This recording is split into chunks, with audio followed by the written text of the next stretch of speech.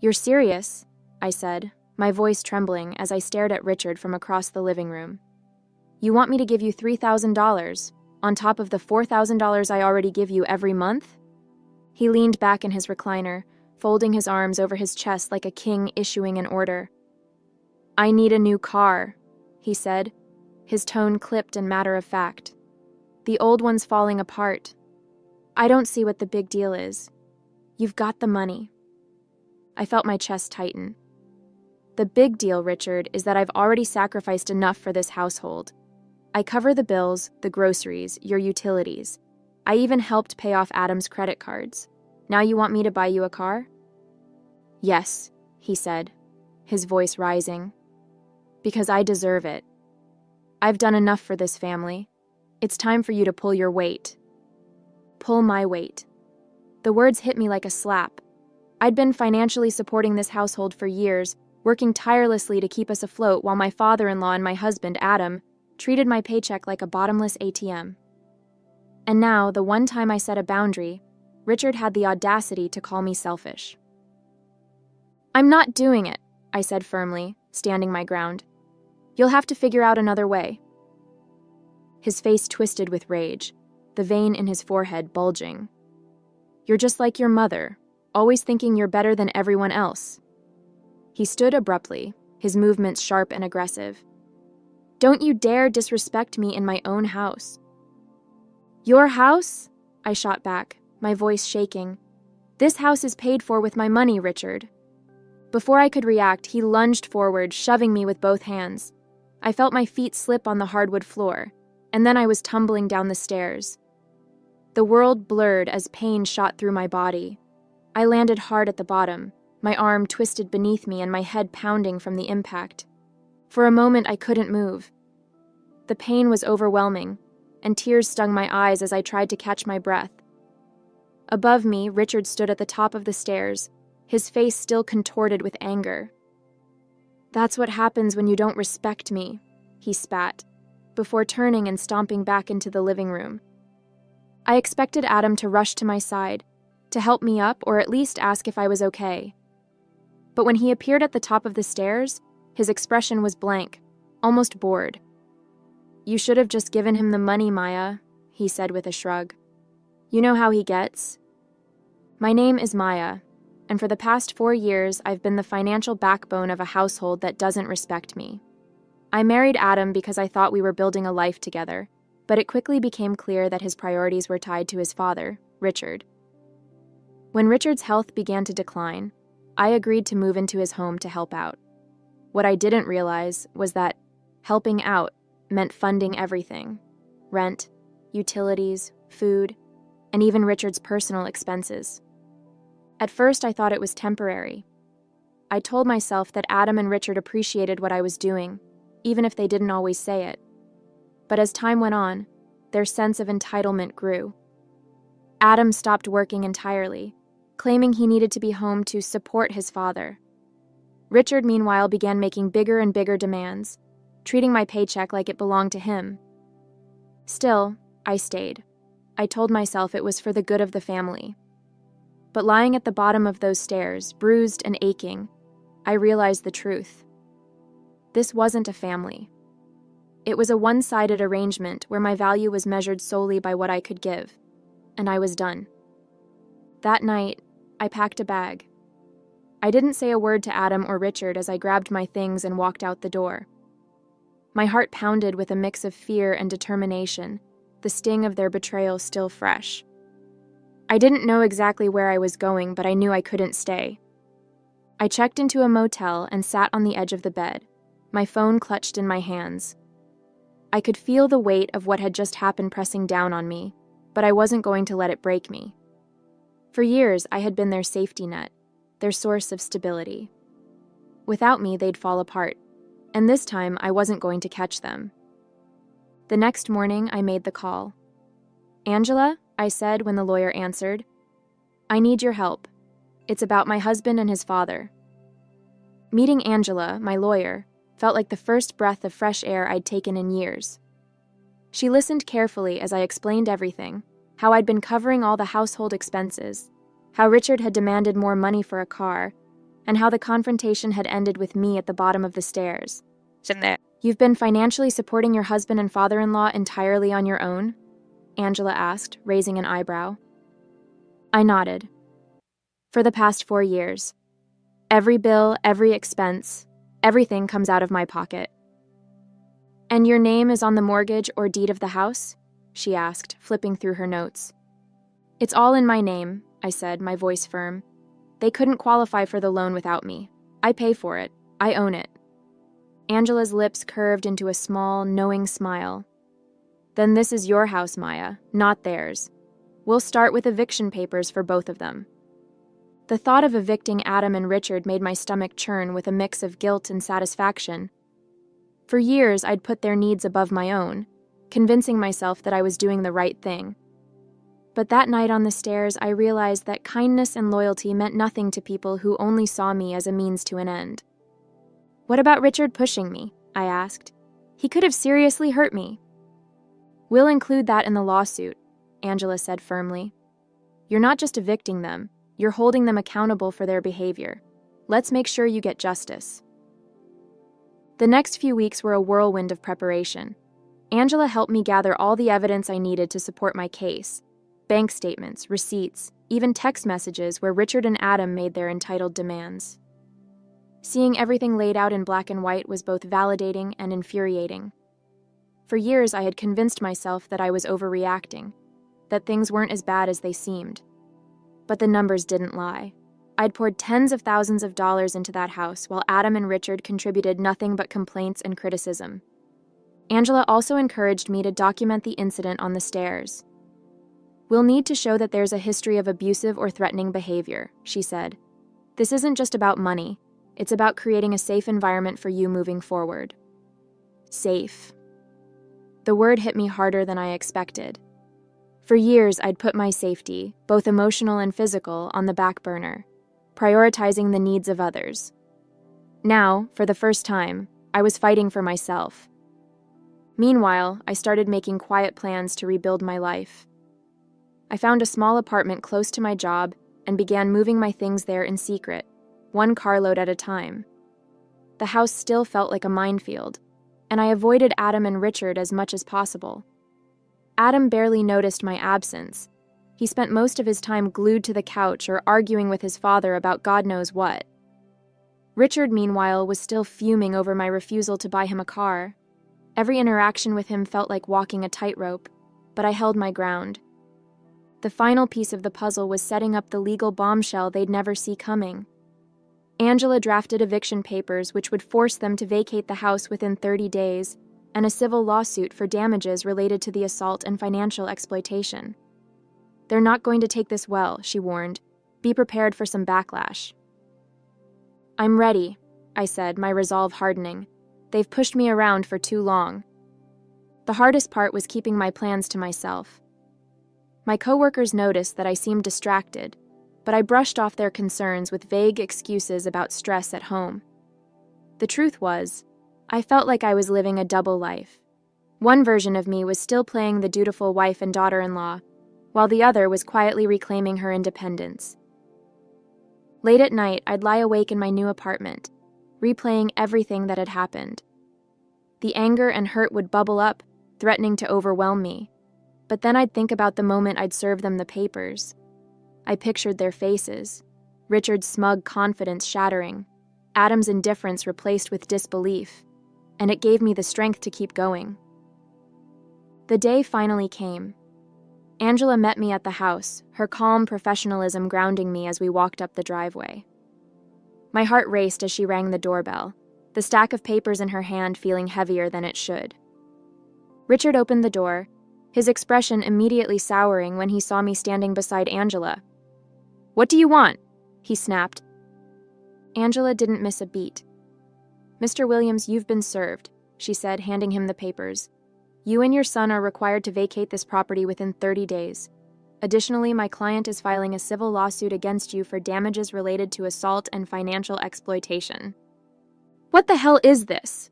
Richard barked, his face turning red as he flipped through the documents. "You can't do this. This is my house." "No," I said, my voice steady despite the pounding in my chest. It's my house, and you're not welcome here anymore. Adam appeared in the doorway, rubbing his eyes like he'd just woken up. What's going on? He mumbled. Richard shoved the papers at him. Your wife thinks she can kick us out. Can you believe this? Adam skimmed the documents, his brow furrowing. Maya, this is insane. You can't just... I can, I interrupted, meeting his gaze. And I did. For a moment, neither of them spoke. The reality of the situation was sinking in, and I could see the panic starting to creep into their expressions. This wasn't just an argument they could brush off or a demand they could guilt me into meeting. This was real, and they couldn't stop it. Angela turned to leave, motioning for me to follow. They've been served, she said. Let's go. As I walked away, the weight of years of mistreatment seemed to lift from my shoulders. For the first time in years, I felt free. The house felt eerily quiet as I sat in my car parked across the street, watching Angela walk up to the door one final time. She'd insisted on being the one to deliver the formal lawsuit and eviction enforcement notice. This was the moment I'd been waiting for, the moment when Richard and Adam would finally realize the gravity of what they had done. I saw Angela ring the doorbell and stand confidently with the papers in hand. Moments later, Richard opened the door, his expression shifting from irritation to confusion, and finally to pure, unadulterated rage. Even from my car, I could hear his voice erupt. This is ridiculous, he bellowed, his fists clenched at his sides. She can't do this to me. I've lived in this house for years. Angela's voice remained calm and professional. Mr. Williams, as I explained the last time we served you, this property belongs solely to my client, Maya. You've had your 30-day notice, and as of today, you are legally required to vacate. Any refusal to comply will result in further legal action. Adam appeared behind him, his hair disheveled and his face still puffy with sleep. He squinted at the papers Angela handed him and groaned. Maya, seriously? What is all this? Angela didn't flinch. This is a civil lawsuit for damages totaling $20,000, including compensation for the physical assault, financial exploitation, and emotional distress caused by both Mr. Williams and Mr. Adam Williams. These proceedings will move forward regardless of whether you vacate today. Richard's face turned beet red, and I could see the anger boiling over. He snatched the papers from Adam's hands and ripped them in half, tossing the pieces onto the porch. You think this is going to scare me? He shouted. You can't evict family. This is my house. Angela didn't blink. That's for the court to decide, Mr. Williams. But for now, the sheriff's department will be here shortly to ensure that the eviction is carried out. Richard slammed the door in her face, but not before I caught a glimpse of Adam standing behind him, wide-eyed and panicked. For the first time, he seemed to grasp that this wasn't just another argument that could be smoothed over. This was real, and there was no way out. Angela returned to the car, her steps purposeful as she slid into the passenger seat. They're fuming, she said with a wry smile. But I doubt they'll try anything stupid. The sheriff will handle it from here. I exhaled a long breath I didn't realize I'd been holding. For years, I'd been the one stuck in the cycle of giving in, of letting their entitlement, abuse, and disregard wear me down. But now, for the first time, I was the one holding the power. It felt foreign, but it also felt good. As we waited for the sheriff, I allowed myself to imagine the scene inside the house. Richard pacing furiously, ranting about how unfair this all was. Adam probably slumped on the couch, scrolling through his phone to avoid engaging. Their dynamic had always been the same. Richard barking orders, Adam following along, and me cleaning up the mess. But not anymore. When the sheriff's car pulled up, Richard stormed outside, yelling at the officers about how he'd been wronged. "She's lying," he shouted. "This is my house. I've lived here for decades. She can't just throw me out like this." The lead officer calmly reviewed the paperwork Angela handed him. "This property is legally in Ms. Maya's name, and these eviction proceedings are valid," he said firmly. "You've been given ample notice, Mr. Williams. You need to gather your belongings and vacate immediately." "I won't!" Richard roared, his voice hoarse with fury. "You'll have to drag me out of here." Adam finally stepped outside, holding a hastily packed duffel bag. He looked at me from across the street, his face a mixture of anger and confusion. "Why are you doing this, Maya?" he called out. "We're family." That word, family, cut through me like a knife. They'd used it as a weapon for years, twisting its meaning to justify their entitlement and disrespect, but I refused to let it hold me hostage any longer. I stepped out of the car, meeting Adam's gaze with a calm I didn't know I had. "Family doesn't push you down the stairs," I said, my voice steady. "Family doesn't take your money and treat you like you owe them everything. This house is mine, my life is mine, and I won't let either of you take anything more from me." Richard shouted something incoherent from the porch, but I didn't hear him. My focus was on Adam, who stared at me for a long moment before finally lowering his eyes.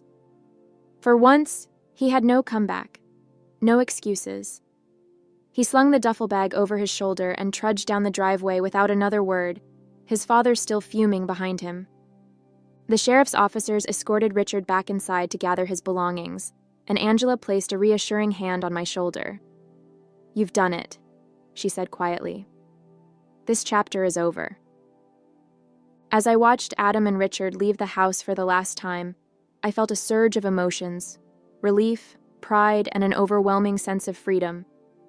This wasn't just a victory in court, it was a victory for myself.